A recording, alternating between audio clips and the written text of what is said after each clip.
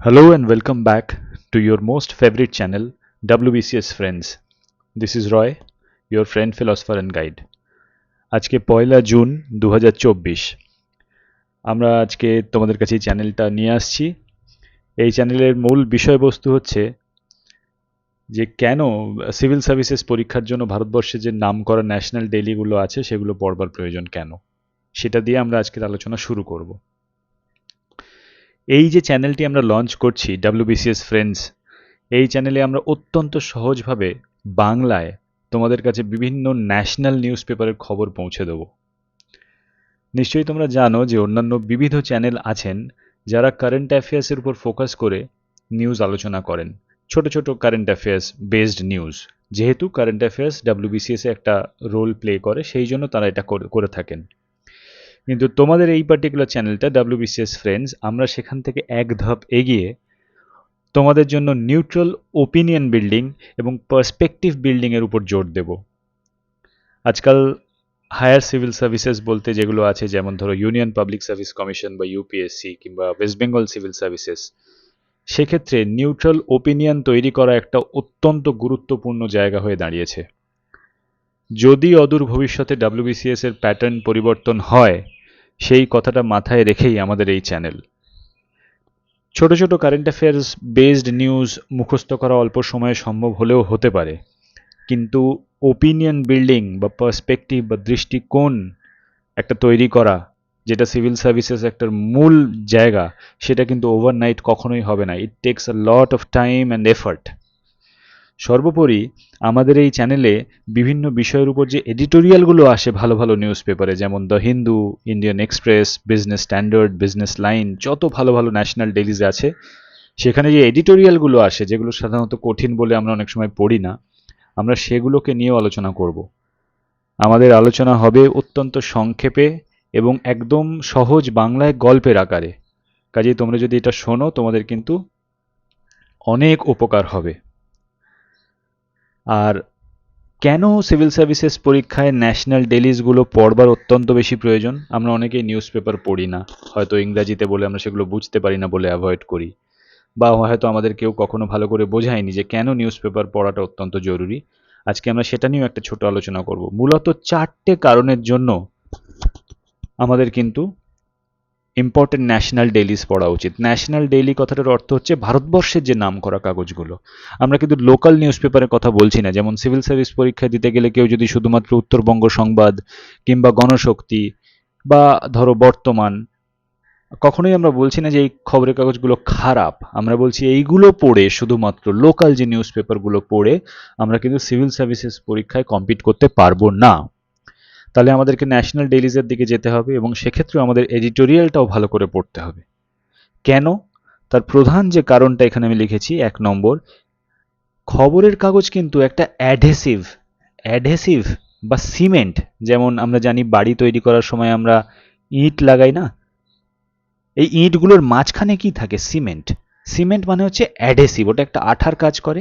ঠিক তেমনি খবরের কাগজ কিন্তু তোমার সেই সিমেন্টের কাজ করবে। আর এই ইঁটগুলো কি? এই ইঁটগুলো হচ্ছে যে বিভিন্ন সাবজেক্ট যেগুলো তোমরা পড়ে থাকো সিভিল সার্ভিসে, যেমন ধরো আমরা ইংলিশ পড়ছি, বাংলা পড়ছি, history, geography, polity, economics, science and tech ইত্যাদি, বা কারেন্ট অ্যাফেয়ার্স। এই যে এতগুলো কথা আমি বললাম, এগুলো তো আমরা আলাদা আলাদাভাবে পড়ে থাকি, কিন্তু খবরের কাগজে তো আর সাবজেক্ট ওয়াইজ ভাগ করে হয় না।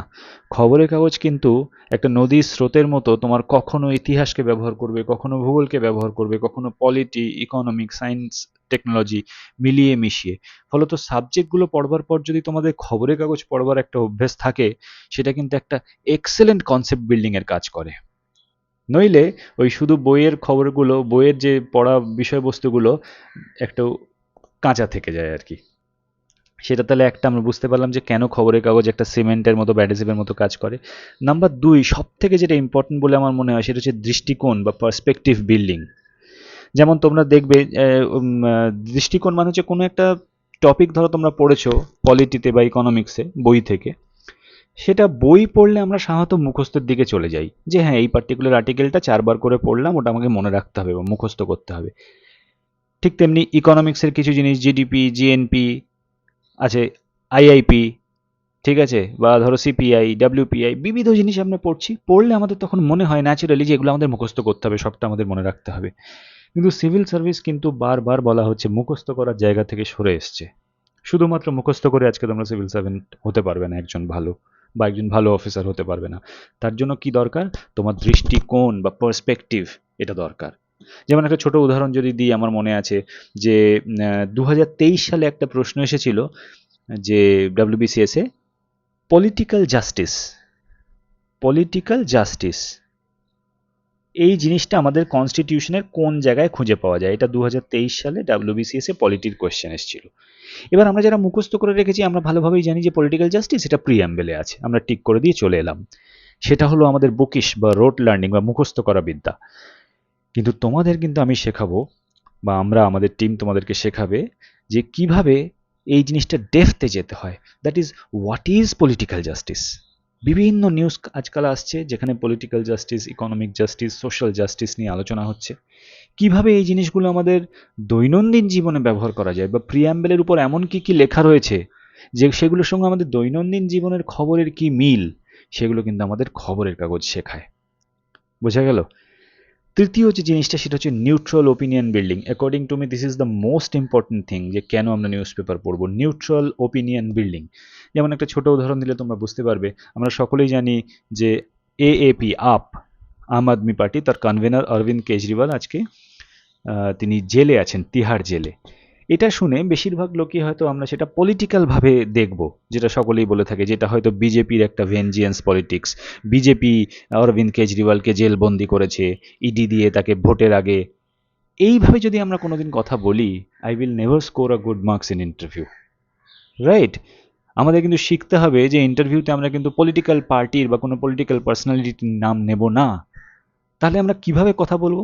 তাহলে আমরা অরবিন্দ কেজরিওয়ালের এই যে জেলবন্দি তিনি হয়েছেন, সেটাকে আমরা কিভাবে দেখব? আমাদেরকে কিন্তু সেখানে ঢুকতে হবে পলিটির মধ্যে। আমাদের জানতে হবে যে কোন কেসের ভিত্তিতে তার বিরুদ্ধে গ্রেপ্তারি পরোয়ানা জারি হয়েছে। ঠিক আছে?